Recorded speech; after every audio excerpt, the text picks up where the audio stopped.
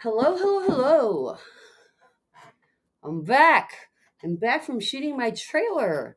How are you? I'll go first. God damn. What the hell is going on? Oh, same as last week. God damn. What is going on? Same as last month. God damn. What is going on? Jesus. Okay. Catching up. I'm very excited that my book is actually coming out on my birthday, September 2nd. Call it a solve. Jack Canfield himself helped me, as well as several other people, Deb England, Chrissy, what's your last name? Um, Great people from Bradley Group. Bradley Group, publicist of the largest publicist of self-help books in the world, helped me get this out. And you see this little one here? The included workshop, that is in development right now as a full-blown coaching program, working with David Friedman, the author of Food Insanity. And if you don't know who Jack Canfield was, I mentioned he wrote Chicken Soup for the Soul series, co-wrote it, and 50 different Chicken Soup for the Soul everythings and the success principles. And he sold more books than anyone but Jesus. And Jesus didn't get any money because that was the Bible. And this is the coaching program and workbook that's going with it. So yes, I host Those Nasty Women, but I've got to get back to the business of what I can do in this world. And what I can do in this world is work as a neurolinguistic practitioner. I specialize in complex post-traumatic stress syndrome. That used to be pretty limited to just people like me who were sexually assaulted as children, groomed and assaulted for years, and learned after 3 divorces that like maybe I had something to do with it. Maybe I needed to get my shit together. So working on that, led me to developing the SPADES program, which is it wasn't a program. It's just, I just started saying things out loud to myself. The shame is not mine. I'm going to separate the past from the present. I'm going to ask for what I want, not just take what's given in life. I'm going to just educate and advocate. I'm going to, don't wait to feel okay to be okay. That was D. Then educate and advocate. And then the last S is spirit. We all need to get in touch with ours. And it's not about religion. It's about knowing that you are not your body. You have a body. Now, I'm rolling an hour late. Sorry for that. I just finished recording the trailer. This is what I'll be wearing in the final cuts on the trailer. Maybe another outfit too. But we just did the third and final shoot today. And I'm so excited that I'm going to have a 3-minute trailer. And they've just put so much into it. They're using my own music, which is downloadable at Linda K. Gifford Songs for free. You can donate, and if you donate now, it's going to Kerrville. I have played at the Kerrville Folk Festival, and I am, even if I hadn't, I was camping with my 1.5 and 3-year-old children. We had got back from Maui. We played with Willie Nelson in Maui, and then we were doing the Kerrville Folk Festival, and it was one of the greatest memories of my life. I got to play on the all-star band stage. It was like a secondary stage of people that played with the big people, and they said they had a sing-along part they threw to the audience, and I'm sitting in the front row with my flute, so I played along. Next thing I know, I'm up there playing. Great times, great memories with the kids. And anyway, it's a free download, but if you do choose to donate anything, which is an option, then it's going to Kerrville to help out with the situation. And along that line, I have been separating Sweet Survivor and Those Nasty Women. I have been advised to separate Sweet Survivor and Those Nasty Women. I'm finding that very hard to do, and I choose not to separate Sweet Survivor and Those Nasty Women going forward. We're all going to have post-traumatic stress syndrome pretty soon if you don't already. Complex is different because for those of us I was sexually groomed and assaulted for 7 years of my adolescence and teenage years. It can be food deprivation. It can be living in a war zone for a prolonged period of time. Your parents can be fantastic, but you fear for your life for a prolonged period of time and there's no way out. That's what causes complex post-traumatic stress syndrome. And it's most often confused with OCD, ADD, ADHD, bipolar, bipersonality, just every one of those things really is rooted in some kind of experience that shaped who you are as a person. And this is why I got into neurolinguistics. It's because I couldn't find anyone in the entire SIU medical complex, which is one of the leading research hospitals in the country that happens to be in Springfield, Illinois. Oh, my phone is about to die. Pause. I forgot to plug it in. I see it over there, brain farting. Ein Moment bitte. Sorry, Restream. You're going fine on the computer. But, oh, this cord. Okay. Seriously, going to be a minute. Short minute. But I was so busy that I forgot. That I got to put the phone in. Okay. Almost there. Sorry. And are we good? All right. There we go. Like I said, busy. Are we done brain farting? Yay, my mouth is caught up. All right. Hello. Back again. I was talking about the SPADES program and how so much of what's going on in the world is what I was getting to after a brief overview is disturbing to the point of we all need help. We all need to talk and we all need to reprocess so that we can manifest going forward. And that's really what neurolinguistics is all about. It's about examining yourself, your past experience.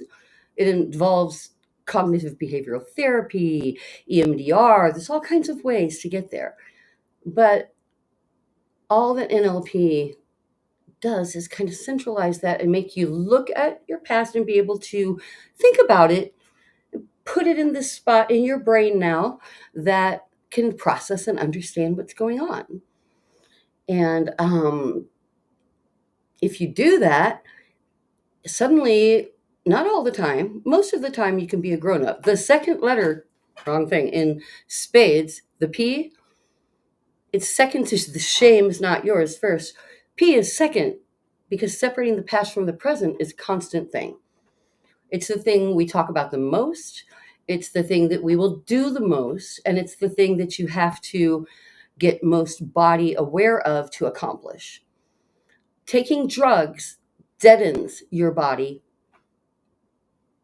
And you are prescribed, most likely, if you have C-PTSD or any of the other so-called personality disorders or ADHD, attention disorders, etc., they'll put you on antidepressants. They'll put you on, a serotonin reuptake inhibitor. They'll put you on, it used to be lithium. I know some people that are still taking Xanax. It's like deadening your emotions is not the answer. Your emotions are your path forward. That being said, when you're triggered over and over to the point it's disruptive to your life, you just kind of go, screw it, and start popping pills and smoking dope and drinking. I still smoke pot and I still drink.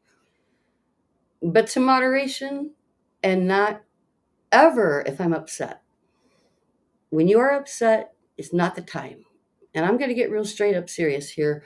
A friend of mine, a peripheral friend, but somebody I still loved, that probably didn't know that. A player I met when he was 26 years old, a veteran, playing the drums, started his own band. They played for over 25 years, and he just shot himself. He just killed himself the 22nd after a really big show that was fantastic, the 20th, and they just released an album at the beginning of June. And he's just the nicest, friendliest, happiest person, and he killed himself. That's part of the reason it took me so long to come back. The trailer actually was a couple of weeks, but I needed some time to process. And how it ties in is you've got to manifest your future. You can't wallow in your past. And it's very hard not to do. And I'm not knocking anyone who does. I do. It's still hard for me. And I'm not going to go into the SPADES program right now, or the separating the past from the present, how to do that. I'm just saying that is what we do. That's what we work on. I'm going to have the coaching program soon. And the workshops, I have told everyone from my publicists to potential sponsors, who none of them are happy about it, that I will not charge people who need help. So I'm seeking sponsorship, and I'm in a sponsorship program right now being helped by David Friedman, the author of Food Insanity, on that, and then the coaching program as well, because he's got a lot of experience, not only being a best-selling author himself, but helping other people. And I just can't say enough about Bradley Group. If you are a writer and you have something to say, I recommend getting in touch with them, because it took me 3 years of working on it myself and talking with their person. They wanted it. And then when I finally came up with the money, which isn't really that much, to incorporate, well, to go to the publicity summit, that's the first thing I did. They wouldn't take me. They said, not quite. You've got to fix your website. You've got to do this. So these people will not take your money if they don't think you have something. So I'm just saying, I want to throw an endorsement in there. I recorded an endorsement for them already for Bradley Group, because when I went to the publicity summit, I booked 76 appearances on podcasts and TV shows. I have only fulfilled one of them because, well, my husband almost died of Legionnaire's disease. And then all of this, the publicity summit, I got all those offers, and I'm like, I'm going to now work more closely with Bradley Group on finishing this book and with the sponsorship endorsement program. And so that has taken some time, and it's still taking some time. But my trailer got not finished. I finished the last recording today. And recording a trailer with someone professional is fascinating. It involved an interview where we were just straight up, you don't have to look good. We just want to hear what you have to say and record it. Then they came back to me with a script, including what I had to say, plus suggested visuals. Then I went into my own video files and found visuals that would match up. They're like, we can use stock footage. I'm like, no need. I've got an album. I've got footage. So then I gave that back to them. And then they came back to me with another script that was tighter and it was exactly my own words, but okay, say this and stop. Say this and stop. So it was just fascinating. It was really cool. Just finished that today, and I'm very excited about the next year. The next year is going to be fulfilling, getting a book out, working out the coaching program. I want that out by Christmas in a perfect world. And then fulfilling these things. So that being said, I am going to start coming back on to talk about whatever, and I'm going to start rolling together my thoughts politically with those nasty women, and also how it fits into all of our emotional life, whether you have C-PTSD or not. And a lot of people have it that don't know they have it. And that's something to think about and something to ponder too. So, that being said, if you don't stand up for what is right politically right now, then we will see changes that will affect our entire future. Look what just happened in Kerrville. In 2016, there's been a whole lot of efforts to get money in there, to get alarm systems.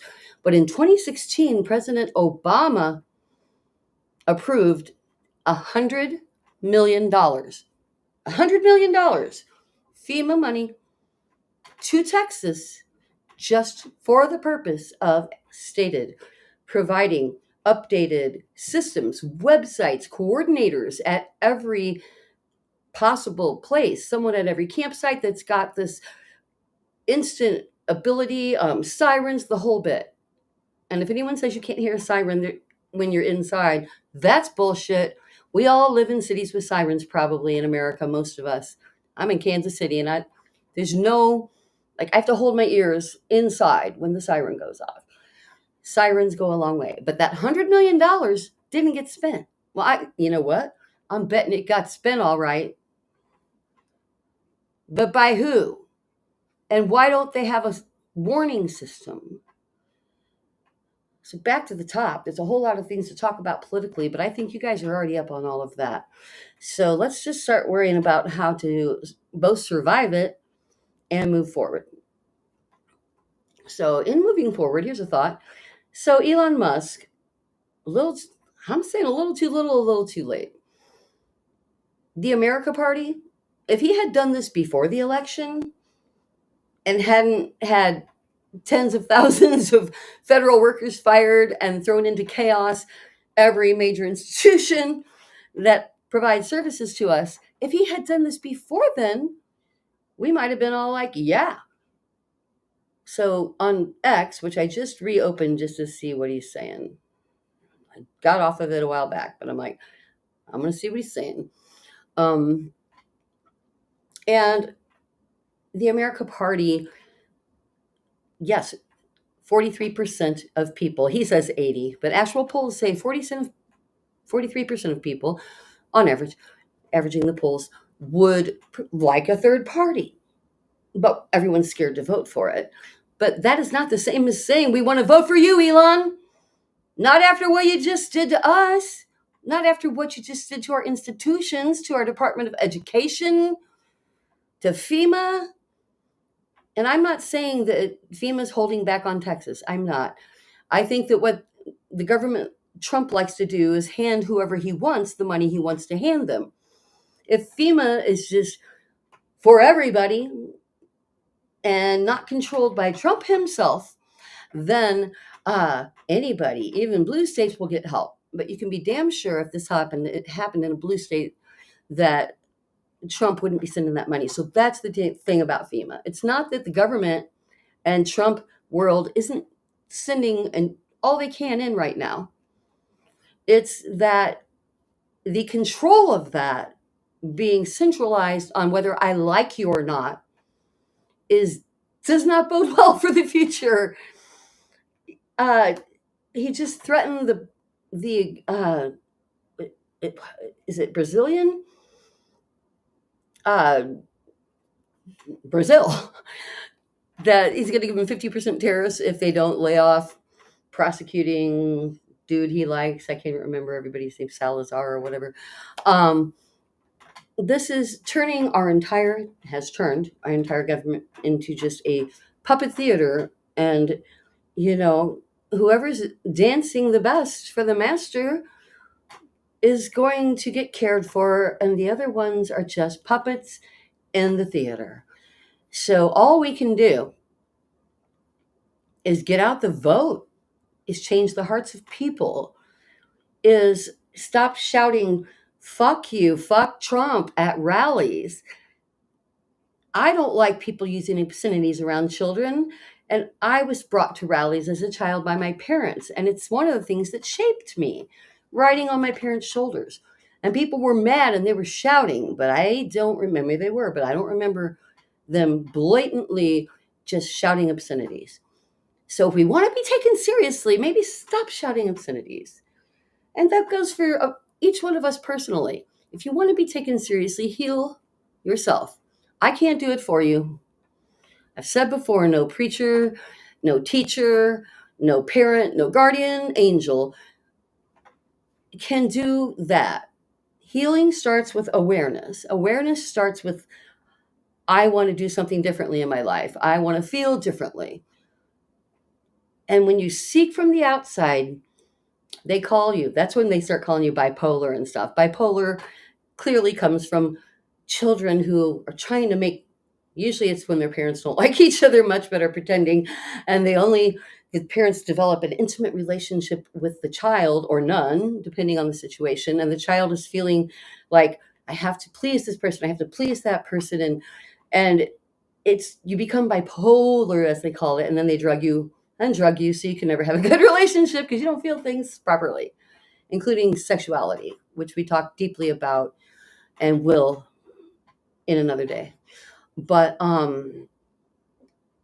it's just so important that we make it known to our medical establishment, to our teachers, to our preachers, to our whoever's, that when someone has a problem, the first thing to do is screen them for trauma, whatever kind. Screen them for trauma first.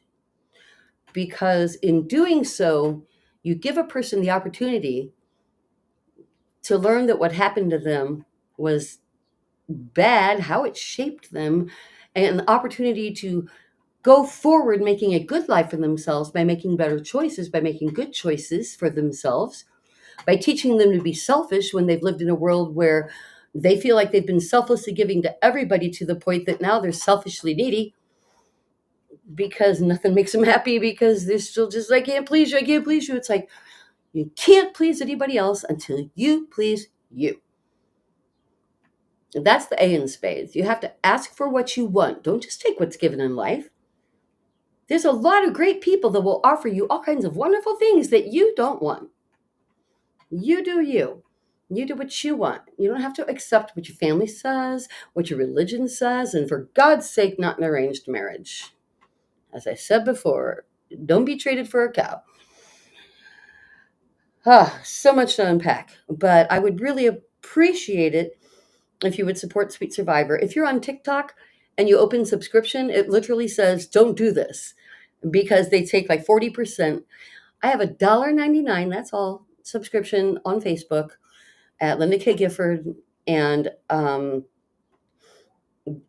get it all. And it goes to Sweet Survivor so we can keep the lights on. And once this book is out, my goal is to open homes, because I was in a situation here in town in Kansas City recently where a woman was in need on my niece's porch, and we were trying to find, she wasn't home, she has sawed on her ring, she's got kids inside, trying to find someone to help this woman who's desperately in need. Called every shelter, everyone was full, no one had a place for her to go. I talked to the police, they're like, or she talked to the police, and they're like, we'll make sure nothing bad happens to her, we'll take her somewhere. And instead she watched him kick her off the porch and send her down the street in the rain, obviously bruised and beaten. There need to be homes. So SWEET stands for Survivors Working to End Exploitation and Trafficking. And I would desperately appreciate your $1.99 a month if you can spare it. Linda K. Gifford Songs is for free download. Little Girl is the song that really got me thinking and kind of started this whole deal. And Del McCurry got Fire in the Flame, and he won the Album of the Year, and my song's on it. The IBMA Album of the Year, and it was also Grammy nominated, but we didn't win. But we were Grammy nominated. So, pretty cool. Good talking to you. I wish I could hear you. We will get interactive. I've got to get the book out. Like I said, sporadic, but I'm going to come on as often as I can just to say hello and bitch, because it makes me feel better. I was like, someone's like, you're just a troll. You're just an internet troll. You're just a MAGA troll. And I'm like, I'm not just a MAGA troll, but I do admit it gives me a sick sense of happiness in these difficult times, let's just say. And MAGA calls me Ronald McDonald's girlfriend. And I'm like, cool. I like that. Thank you. Thank you for that. Kind of grew up with this hair, so you're going to have to work harder to insult me, but that's fun. I'm going to use it. Kind of funny because I have like an image specialist. I have a pitch coach. I have a curly hair specialist. Like all this stuff that just came with the publicist. They're like, we're not just going to send you to the conference. We're going to send you to Oz. And they did. So thank you for that. No matter how bad I looked a lot worse before I did. And I'm going to be giving away these earrings or this necklace, which is like a butterfly ceramic thing.